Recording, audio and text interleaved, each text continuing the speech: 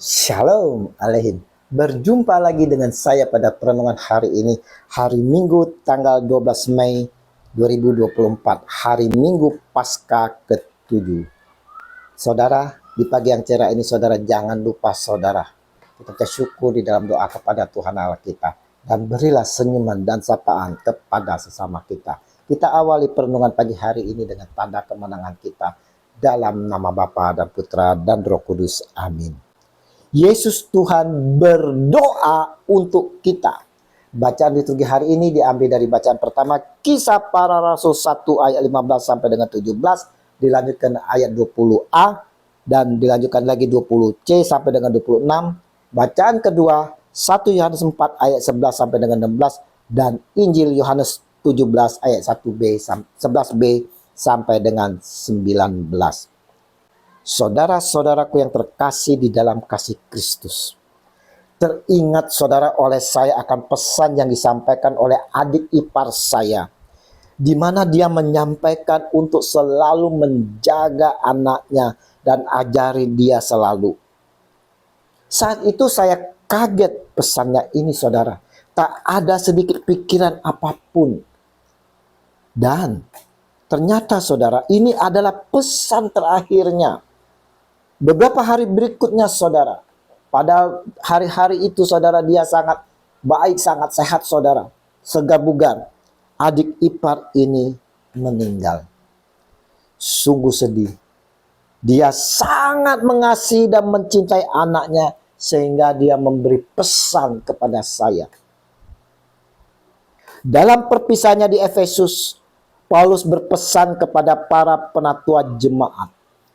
Karena itu, jagalah dirimu dan jagalah seluruh kawanan, karena kamulah yang ditetapkan Roh Kudus menjadi penilik untuk menggembalakan jemaat Allah yang diperolehnya dengan darah anaknya sendiri. Kisah Para Rasul 20 ayat 28. Di sini saudara, Paulus berpesan agar para pemimpin gereja menjaga diri tetap setia pada Kristus dan menjaga agar umat Allah tidak tersesat oleh ajaran-ajaran palsu atau ajaran-ajaran sesat. Iblis akan bersukacita dengan ajaran sesat yang memecahkan persekutuan para murid Yesus. Dan hari ini saudara, melalui Injil yang kita renungkan bersama, Yesus sungguh sangat mencintai kita semua sebagai orang-orang percaya akan Dia. Menjelang hendak meninggalkan dunia ini, Yesus sang junjungan kita masih memikirkan kita semua ini saudara. Dia Tuhan sang gembala yang baik, tak mau meninggalkan kita sendirian, tak mau kita mengalami kesulitan. Dia tidak mau melihat kita mengalami penderitaan di dalam pengembaraan kita di dunia ini saudara. Kasih-Nya yang besar, yang begitu mencintai kita semua yang adalah orang berdosa ini. Dia berdoa kepada Bapa untuk kita semua jika kelak dia meninggalkan dunia ini saudara.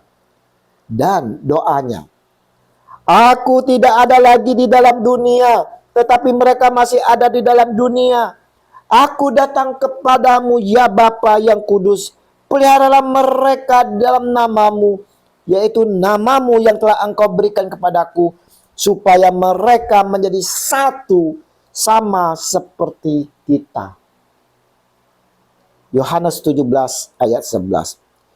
Yesus Kristus Tuhan kita berharap setelah dia tak ada lagi di dunia ini saudara, Bapa dapat memelihara, menjaga, melindungi kita umat-umatnya yang percaya akan Dia dari segala gangguan, ancaman, tekanan si jahat, bagaikan singa yang kelaparan, yang selalu mengaum-ngaum ingin menerkam.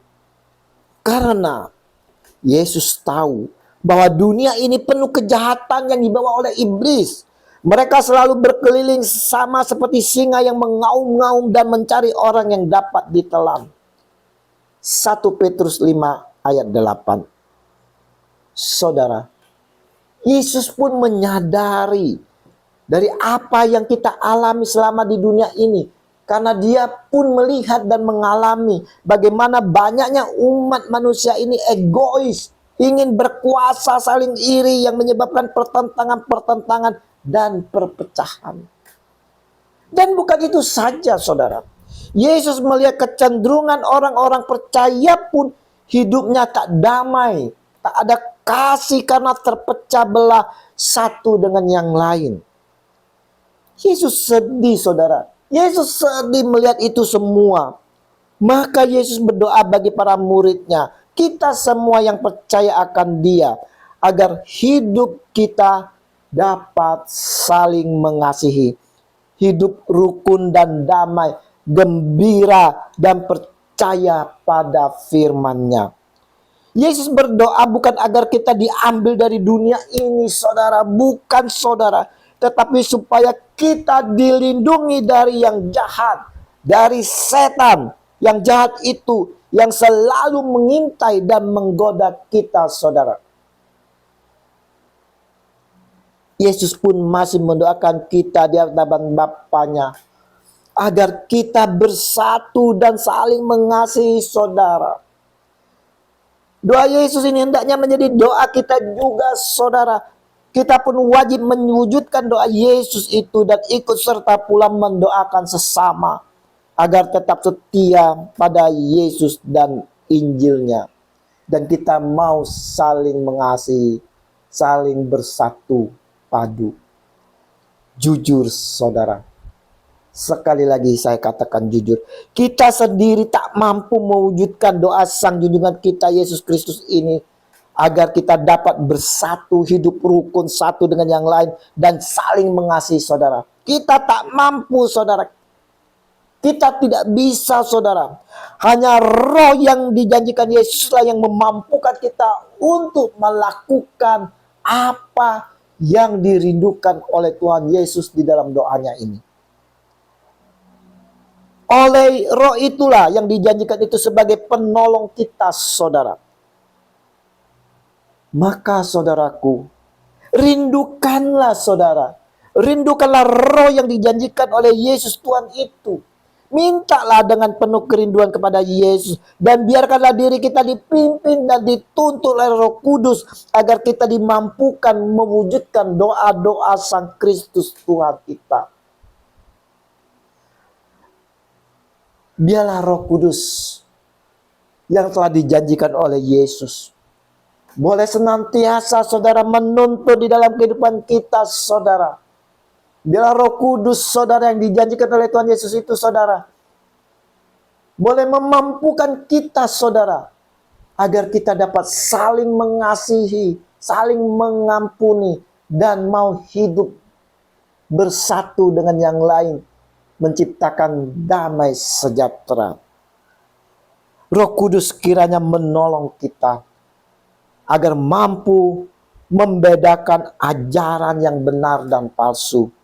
Dan kita dituntun, saudara, dituntun hari demi hari agar tetap setia dan taat mengikuti jalan dan kebenaran dan kehidupan dari Tuhan Yesus Kristus sendiri. Kemuliaan kepada Bapa dan Putra dan Roh Kudus, seperti pada permulaan, sekarang, selalu, dan sepanjang segala abad. Amin. Dalam nama Bapa dan Putra dan Roh Kudus. Amin. Selamat berhari Minggu. Mari kita persiapkan hati bersama keluarga untuk menyambut Tuhan kita di dalam perjamuan Ekaristi. Dan terimalah perutusan karena kita diutus. Shalom Alehim.